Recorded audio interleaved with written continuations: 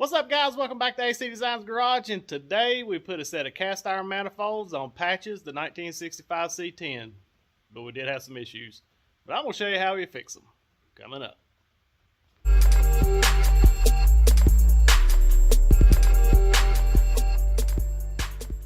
Alright guys, here's what we're putting on patches today. Trying to get the exhaust ready to wrap up. I want to drive this thing by this winter, hopefully. By at least October, I hope. It's towards the end of June now. But these are the Hooker cast iron manifolds. Kind of like a block hooker, I guess you could call it. Man, they fit great. But I tell you, on the C10s, you got to do a little work to them. Got a little weight to them too. Flanges are really nice. And it's 2.5 inch. That's what we're going to run on there. But these things fit real tight. As you can see right here, they fit real tight. Tight to the motor and stuff, because you don't have a lot of real estate on these C10s for some reason. This is headers and manifolds and everything's always been a big problem on a C10 that I found out. A lot of guys run the center dump, like the ram horn style. They work good. But I do like these because these get back away from everything real good, and especially on the passenger side, it clears the starter real good because the passenger side dumps back here. I'll go over and show you that here in a minute. But you can't install them without some modifications. So I'm going to show you. We've already got the driver's side one done. And I'm going to take you through the process of doing the passenger side. But if you can see, if you're familiar with these factory, I guess what, 63 to 72 motor mounts. Right here is the major problem. This is what they used to get spunt around, right? If you're familiar with them, that's what they look like. They got this big old hump that comes over here into that. So what we done, we cut that out. I cut this all out and took some 3/16 plate, went in there and tigged it on the top side, went in here on the back side, tigged one from the back, and braced it up real good. So now you got the clearance. I'll show over here now. On the passenger side, it's not as bad. But if you look here, they're not touching, but it's a 1/16. But the ones on the driver's side, they wouldn't even bolt up. They was sticking up about probably another 1/2 inch. You couldn't even get it down to bolt because they was laying right on it. So this is the modification you're going to have to make. It's no big deal. If you're building something like this, you can do just a little bit of fabricating. But that's what the tape's laid out here for, because that's where we're basically just going to cut it out. We're going to come down this line here and go around, take it out and plate it back in and weld it top and bottom, make her good and strong. And we'll have all kind of room. But right here's what I'm talking about on where the starter and stuff's at. I mean, look at all that room and things make. So besides that, I mean, look, you got crazy amounts of clearance. These here are so far as my favorite ones. I've been looking around trying to find headers that fit, and because you know this truck's going to be low. If you watched last week, we got the C-notch in. I got this one in, haven't got her ground yet. And this truck's going to be about a 4-inch ride height static drop. That's the way we roll. Sorry about the noise, guys. It's been raining for like 2 weeks straight here, so this old tin roof, it makes a lot of racket, so just bear with me. I'm going to order me some Cerakote probably this week, I hope. And we're going to try to get her Cerakoted. I'll pull that one plug out. I think I'm going to do the titanium Cerakote color, which is basically what the color of it is now. Let's take that out to start with. Why I got to try to do everything the hard way.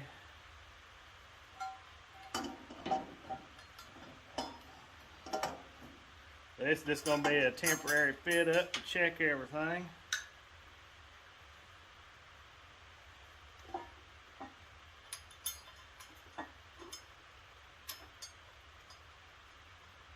We're going to go back with probably some socket heads on these. I was going to do more 12 points, but man, them things are so dang expensive. I just don't want to spend that. So I just really like the clearance that these things give, and they're just kind of, like Dad said, they're pretty beefy looking. I got that heavy duty truck look about them.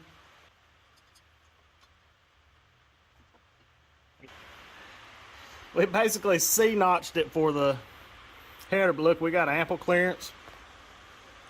I almost get my finger under it. That's all you need. Yeah, just I love the looks of these things. What do you guys think? I mean, that's pretty rad right there. And look, you got way plenty of room. It moves the outlet back here where you're not a lot of the, I know the ram horns will come down and drop right here on the cross member. Let me get my flashlight so y'all can see down in there. Yeah, if you look down in here,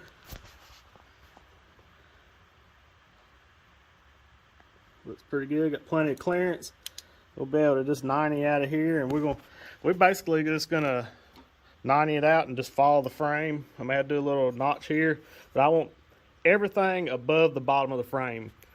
We're gonna trim the cross member down here, but it's just gonna be so low that I want nothing to be able to drag. But if you're looking for a set of headers that'll give you some clearance, look cool, got good flow to them, check them units out. Them things look killer.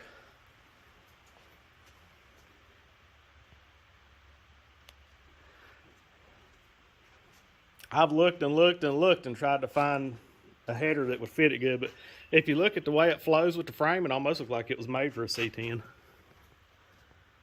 Yeah, like I said, all you got to do is you got to modify these now. A lot of guys, and I've done it on the other ones, we use the square body style mounts. We just made them fit to it. You may not have to do any modification on them at all. I just kind of dig these old style mounts, and especially if you upgrade to the Pro Thing, I think, yeah, the Pro Thing mounts.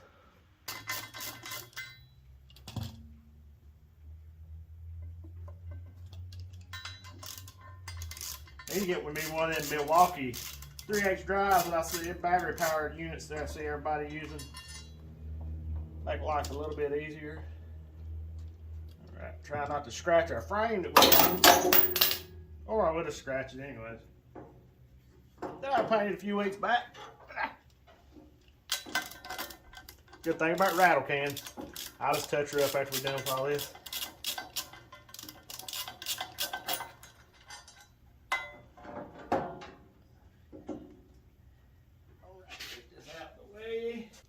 We'll get in here and get this bottom one off.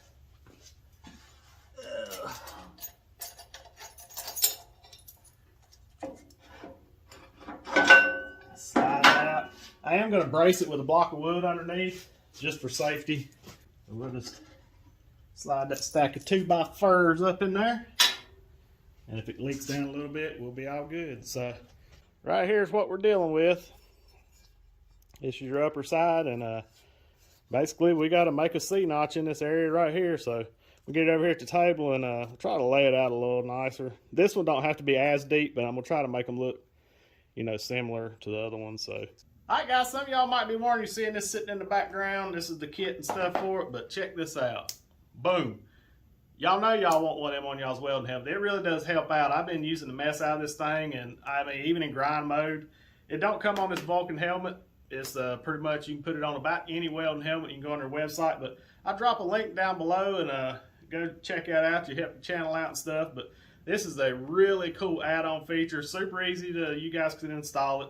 You just basically take the trim ring, lay it up there, mark your inside cut, and cut the hole out, and it all just right there's your battery. It's rechargeable lithium-ion battery, and it's just got the little wire, and you add this on. And the cool thing is that to save battery, it lasts. I hadn't had to charge this one yet. I've used it a lot. But it has a cool mode on it to where when you strike your arc, it cuts the light off. So to save battery, and then when you let off, like when you stop welding, it kicks back on. So really cool. It don't get in the way. It don't weigh a ton or anything, but give you a little plug on that if y'all want to check it out. Make sure you check out the link description box below. You can find you one of these units and put it on your grinding shield. I may do an install video one day. I may put one on my benchmark abrasive grinding shield and see how that does. So let's get to laying this thing out real quick. Let's see, here it'll be a little easier. I have noticed trying to cut it with them cutoff wheels, and I'll show you the type cutoff wheel I'm using. It's not the greatest, I will say. The best I found so far, and they're crazy expensive. They're $6 a piece for a 4-inch cutoff wheel. But the 3M Cubitrons, Those things are rad. They'll cut. You lay that thing on there and it just pulls it down into it. But we got some of the Black Hawks. They work pretty good. I mean, they're not $6 a piece. I can't remember what I get for them, but I'll link them in the description below. All the stuff that I'm using, but that's basically what we're going to cut out. We're just going to zip her down, come around here, and cut all that right there out. You want to be sure you clamp these things down real good. So what I'm going to do is I'm going to come in here like this. Make sure you got it away from your table and you ain't going to cut your table in half. Get that unit clamped down, and this is what I'm using today. It's an old Ingersoll Rand we've had forever. These are the Black Hawks. I think it's a 3/8 hole, 4-inch. They cut pretty good. Don't skimp out on cut wheels, because you get some that'll last forever and they just heat the metal up. Now I get as thin as I can. Let me grab one you can see. Here's the pack of what I'm running. I think it's a pack of 25. But these are 4-inch, 132-inch thick, 3/8 arbor in the middle. But I think it was around, don't quote me on the price, just look on the link. I think it's like 25 bucks or something for this big old pack, maybe $1 a piece. But we're gonna get to cutting this, and I'm gonna use my helmet with the cool little light on it. I mean, I got a lot of light in this shop just for filming and stuff, but I'm gonna show you how good this light really works. I'm gonna use this in grind mode. Like I said, when you getting on it, you just cut it on. See how much that brightens everything up. Man, that really works good. You're getting down there, and helps a lot with welding too. All right, guys, got my gloves, hearing protection, shield, rad flashlight. We're gonna get ready to go. Just make sure you got all this stuff on, because I've seen too many accidents of these things hurting people. And that's what Mr. Boo Boo come from yesterday. The one time yesterday that I did not have my gloves on, it decided this little 60 grit here took a hunk out of my finger. Wear your gloves, because you can see here where I've hit them before. I had no mark there, but now I got this cute little strawberry band-aid. So here we go.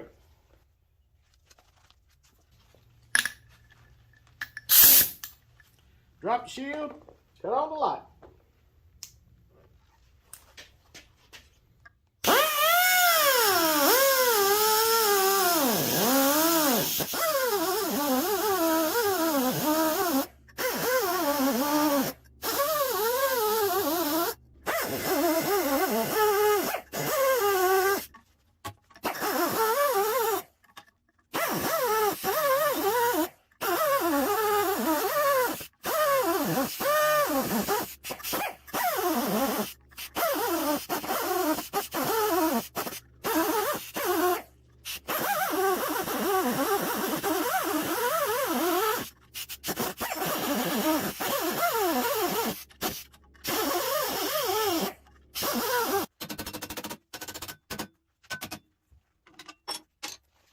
Alright guys, we got the hole cut out. You can see how much relief we got in there. So we're going to come back in, and I got some bigger pieces, but this is 3/16 just mild steel. And basically what we'll do is we'll bring it over here, and we'll probably level it up with that side right there, and I'll cut it to length, and then that way this side over here will be butted, but it'll be the whole thing. And usually what I do is I come back and I'll make a plate that goes in like that from the back side. To fill that hole, we'll just cut a little shim there, and she'll be ready to go. What we'll do now is take it in here in the blast cabinet, and you don't have to do this. Do this. That's why I wear steel toes, because I'm rough on stuff. Yeah, we'll go in there. I'll throw this in the blast cabinet. We'll get it all took off and ground down smooth. Like I said, sometimes on these edges, you can see where we cut through into the other one right there. You'll just have to weld them up, because these weird size cuts and angles and stuff like that, it's kind of hard to help. But I think it turned out pretty good. I'm going to have to replace this glass. You about can't see through this thing.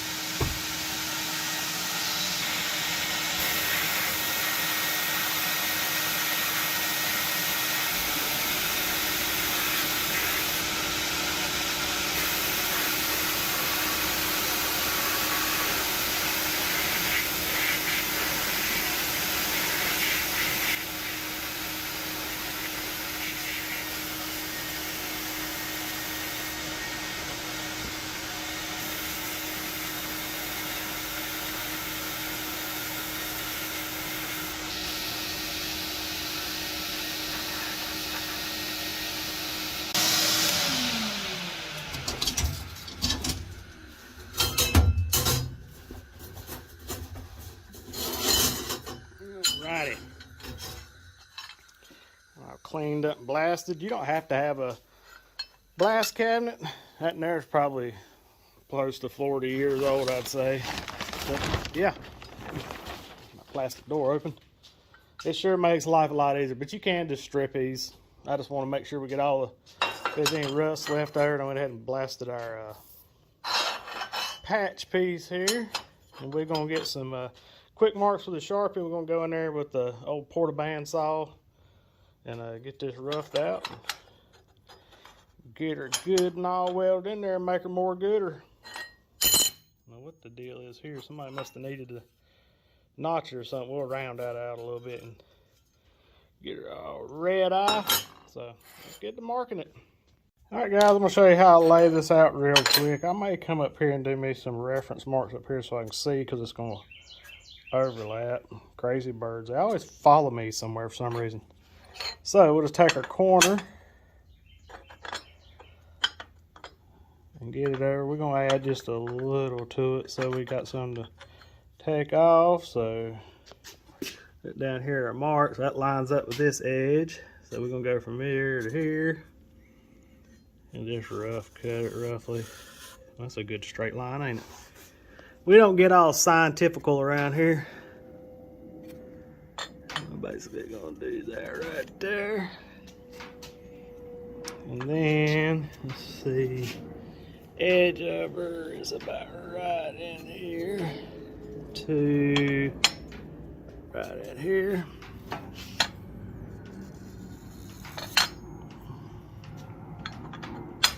Let's add some to that. I'll make sure we don't cut it off too short. Alright, take care of that line right there.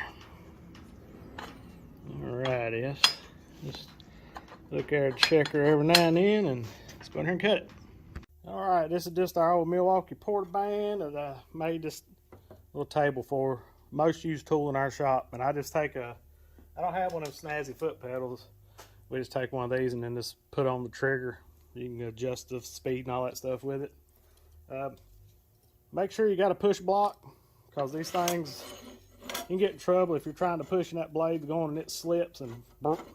So always when you get close to something, use your push block, and if it cuts into it, don't hurt nothing. So here we go. We're gonna fart up.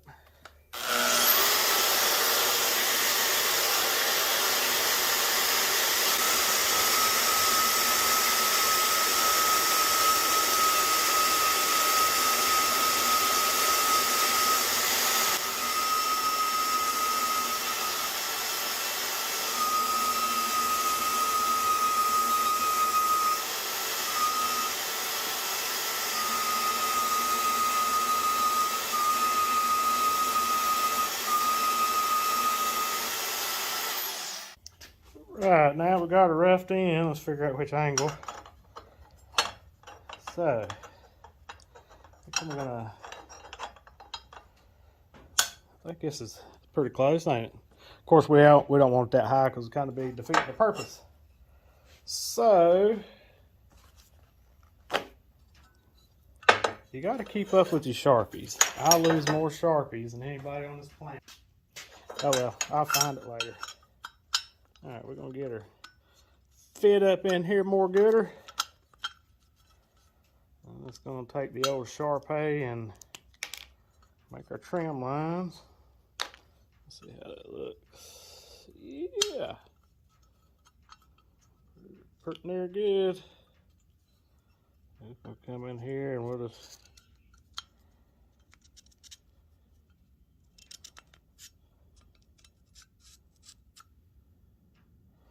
pretty good. We'll make sure we can stay on this side of the line. I always do V's like that.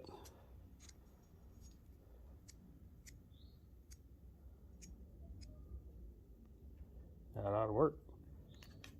Go in here and do a little more trim.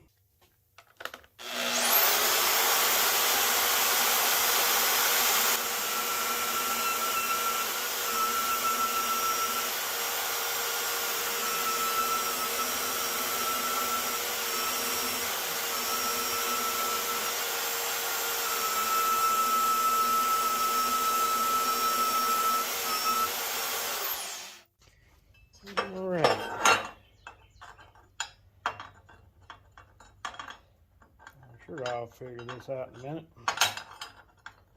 That looks about right. And here's where I was talking about I'll come in. I'll just cut me a little slit back here to put on the back side. But I think that's going to be pretty good. Like I said, we'll get her down here as flush as we can with the top of this, and we'll just burn her all together. But I think I'm fixing to have to cut the air conditioning on because it's up to about 90 degrees in here. Sun done come out, been raining for a week, and it's getting humid. So I want to be comfortable. All right, guys, I apologize again for the noise in my little window unit over there, but it's hot, it's humid. I'm gonna run it. I worked in shops for 20-some years, sweating so bad you couldn't even see dripping on your shield. I've been there. I'm getting older, fatter, and lazier. So we run the air conditioning today, but we're into my favorite part of this. We fix to start welding. Let me get you spunked around and show you how we got it set up. Alrighty, well, I got some aluminum blocks. Anytime you can get scrap aluminum blocks like this, they work for a good heat sink. They'll pull the heat out so you don't fill a part full of heat and cook the mess out of it. But I've stacked up a bunch of blocks and got it to the level that I wanted. She's pretty near level across there. So I'm gonna get me a 4-corner tack on it, and we might take her over and try her out real quick just make sure everything's gonna clear, and then we'll burn this unit in. So let me get a couple tacks on it real quick and we'll get started. By the way, what we're using, in case y'all wondered, I've had this thing for probably 20 years or better, Miller-Matic Synchro-Wave 250 DX water-cooled TIG machine, and I'm running edge welding cups. I think this is a, look over here, GL10. I really like their gasolines and the way everything works. It just don't want to focus for some reason on it. There we go. These really nice nice cups here. I really like these clear ones because it helps you see a lot better. I don't know why I having trouble focusing, but yeah. Edge welding cups, GL10. I'll put a link in the description to where you can get these things. But yeah, made here in Mooresville, North Carolina. Super quality. Make any size of these things you can imagine. And they also make one for a MIG welder that I'm gonna get, and I'm gonna show you guys how awesome it is. But I'm running a 332 2% thoriated tungsten. I know a lot of people don't like them, but I like them. I use them for mild steel aluminum and everything. Man, this thing has a problem focusing on this thing. Anyway, nice sharp point, so let's get at it. Also, I'm running 100% argon at about 25 CFH. Also, I'm running a ER70 S-2 1/16 filler rod. I usually stay around the stuff that I do. I'm usually around and I'm using a foot pedal. I got my amperage up about 124 or 5 or so. And another little tip is get your old stick welding glove like this and prop on there so your hand don't get hot.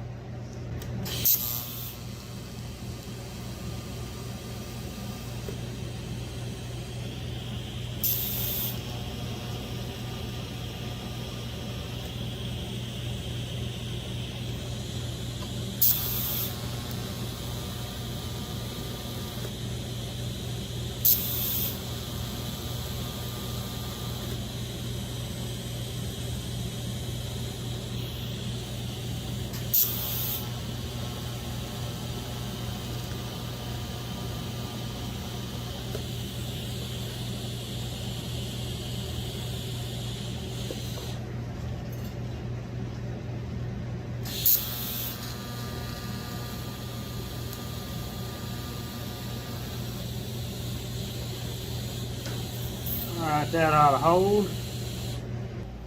Alright, here we go. I'm going to show you what it looks like from the bottom side. And we'll lay our bigger piece in here to bridge this, and we'll weld all this. But it gives us a good area. And it's got a good V down in there where we can get a good penetration and stuff. And we'll weld all this around here and get her good and flat, and she'll look good. So make sure she's going to clear in case we need to move anything. We may need to trim. And I'm probably going to grind off this top edge a little bit to give it a good radius.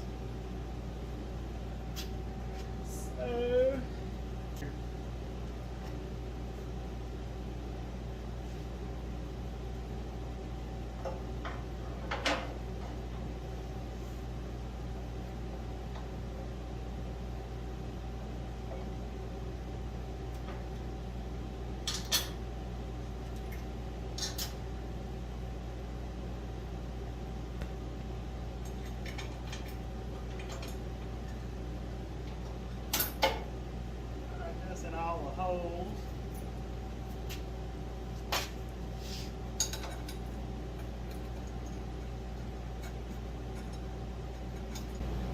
Alright, all the bolts are started. Those are just in there to locate it.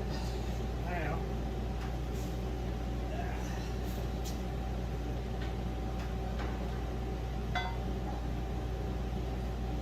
oh yeah, we got plenty of room here. Plenty. I'll get you in a little closer so you can see it. Yeah, you can check this out.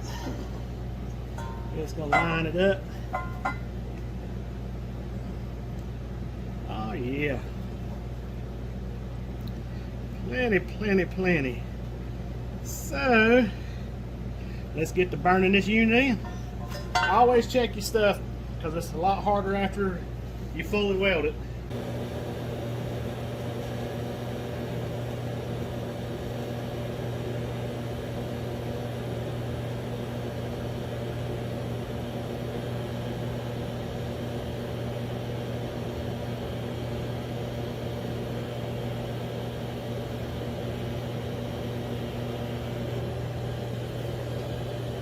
Alright guys, that ain't the prettiest one in the world, but filling that pretty big old gap. I'm gonna let her cool off a little bit, and then we're gonna run these sides up through here.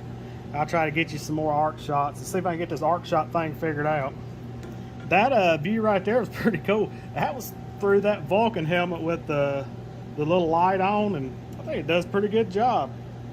If any of you guys ever interested in what kind of settings I'm using, I'm filming through a Samsung Galaxy S21.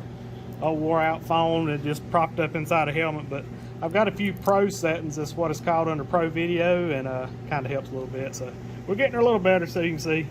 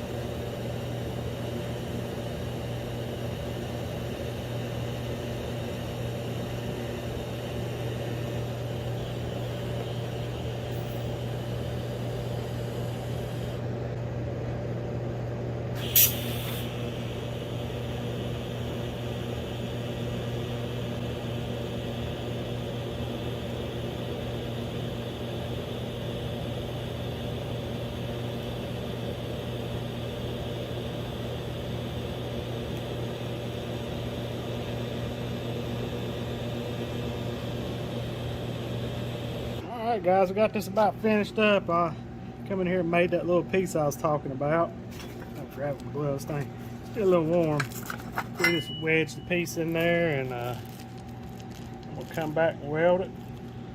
I got a few more to do up there on that back side. I'm gonna do just little stitches on it. And got two passes to run right there. We'll knock the sharp edges off and paint her trim black and call it a day.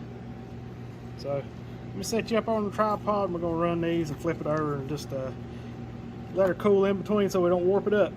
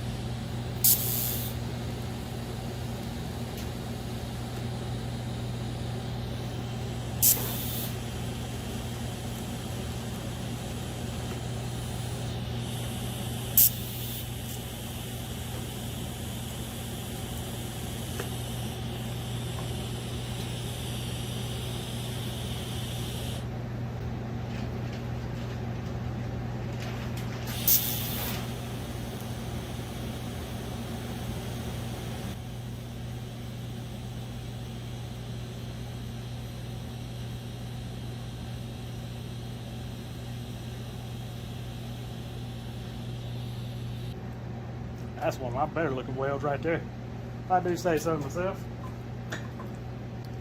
Get y'all in there and check that out.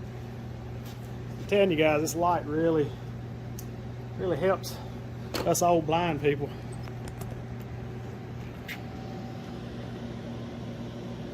Don't look too shabby. Too bad you ain't gonna see it. That's usually where you lay your best ones at, ain't it?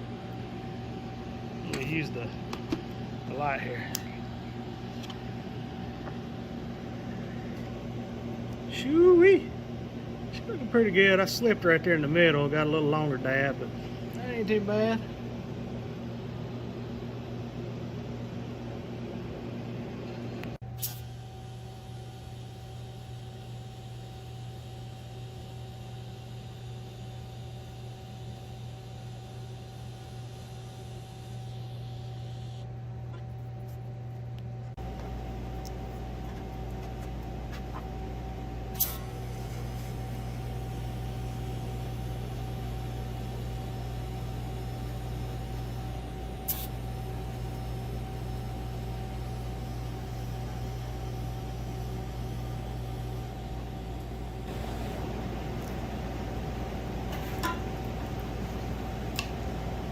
Well, here she is, guys. We got it all boxed in, finally cooled off. That thing gonna work out pretty good on the truck, I think. We're gonna just knock these sharp edges and stuff off. I think it's clean enough, and roll it a little bit. And come on the back side and tigged all the little areas together, so she should be solid. We're gonna knock these edges off real quick and then shoot her with some trim black and put her on tomorrow.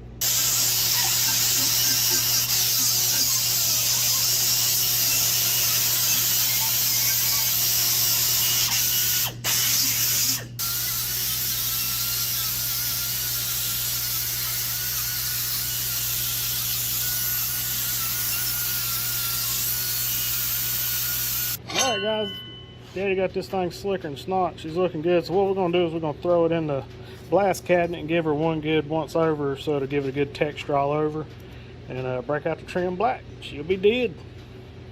Looking good. Alright guys, here's what we're using, our SEM trim black. I'll link all the stuff in the description. That's part number. This stuff works pretty good. It's got a really good sheen, and it seems to hold up pretty good, so that's what we put on the chassis. So we're going to put it on the motor mounts.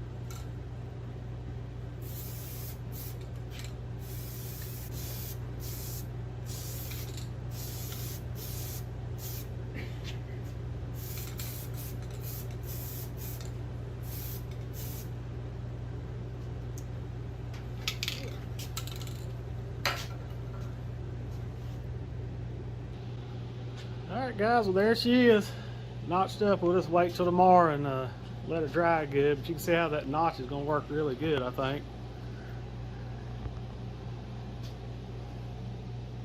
A good coat of 2 or 3 coats. That's one thing about it, trim black. You need to put it on in a fairly light to medium coats, because it will run like a marathon if you don't. But it looks pretty good. I think I got everything covered. I need to get some up here. I'm gonna get that real quick and we'll call that a day. All right guys, it's the next day. Paint's good and dry. Thing turned out pretty cool, I think. Did a little, basically a C notch on the motor mount. That thing right there will be strong as all get out. With all that plate, everything's fully welded up. And I think she's gonna look good. So we're gonna get her yanked off of here and put on there and finish this video up. For our header, don't have no problem with this, but headers sometimes. Now I left them bolts in the way. Set these up there, hope they don't roll off and chip my paint. Set that up there. May have to jack her on up just a hair more, I think. It's probably gonna fall off as soon as I do that. Yep. Oh, I might just be able to push down on the frame here. There we go. Look at that. There's the hole right there. Go ease this thing down. Try not to crash it into the world.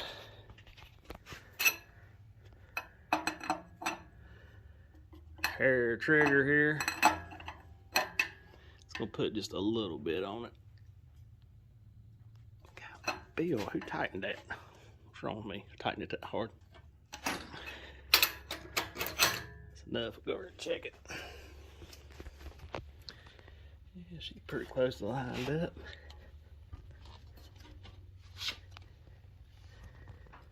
Let's see.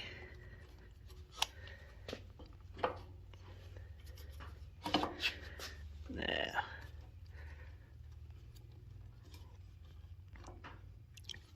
Alright, get you on tripod, be a lot easier, but now you see how it's gonna work. It's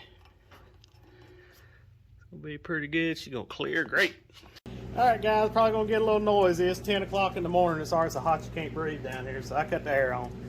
What you want to get you one of these cool little, I call them alignment punches, just like a tapered wedge. And for stuff like this, you can move it around, and I'm just gonna drop, we're gonna run these 3/8 in there, but I'm just gonna drop these in there. We're not bolting them. I'm just want to get everything positioned straight before we start tightening stuff up.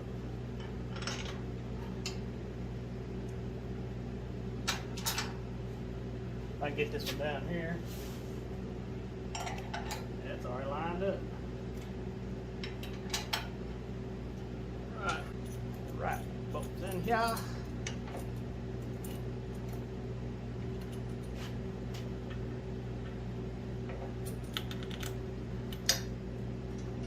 And we'll tighten the center of the motor mount bolt because it's kind of hard to tighten up. Once you get pressure on it, so we're going to snug it down there.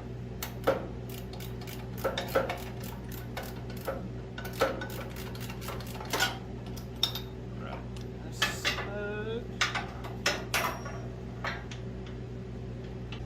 Alright guys, found us a couple of 3/8/16 nuts here. I just want to stabilize this to where it's not going to move around once I let it down. We'll come back and put good washers and stuff on everything after we get done. Alright, now we're going to put the header on here. Now we're going to put the manifold on here. I don't know why I keep calling these headers, but I'm going to call them headers. Whatever.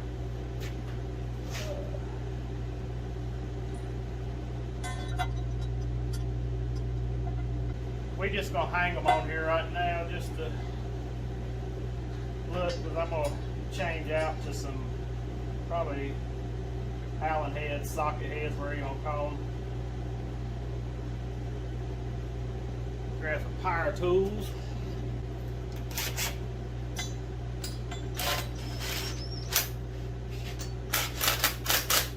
All right, there she is.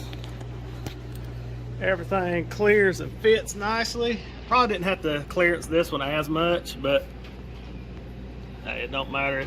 I wanted to keep them kind of symmetrical to the other side,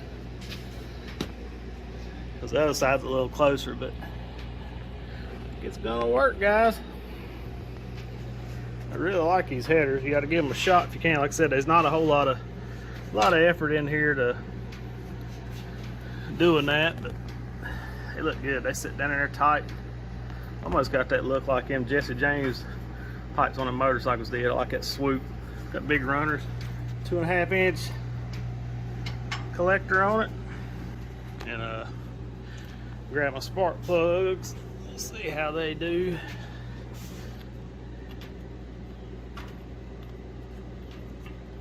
You got plenty of room for your boots on here.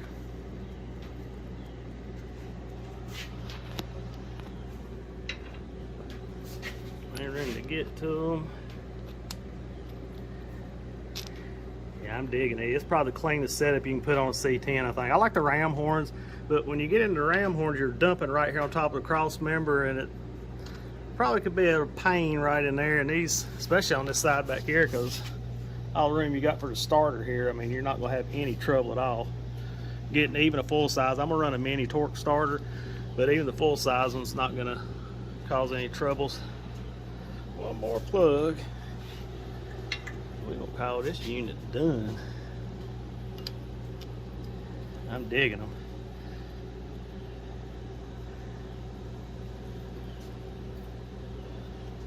Yeah, you can see under these plugs, you got plenty of room. I don't think you have to worry about cooking any of the boots on it or anything.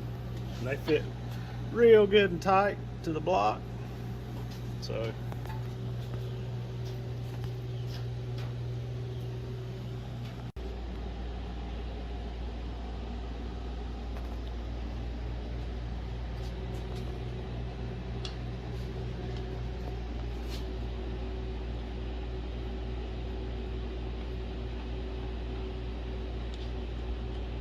alright guys, hope y'all enjoyed that video on how to adapt these headers to the patches, the 1965 C10. You know, if you ever run into anything like this, you just look at it, take your time, you can figure it out, and do a little arcing and sparking, you can fix the world.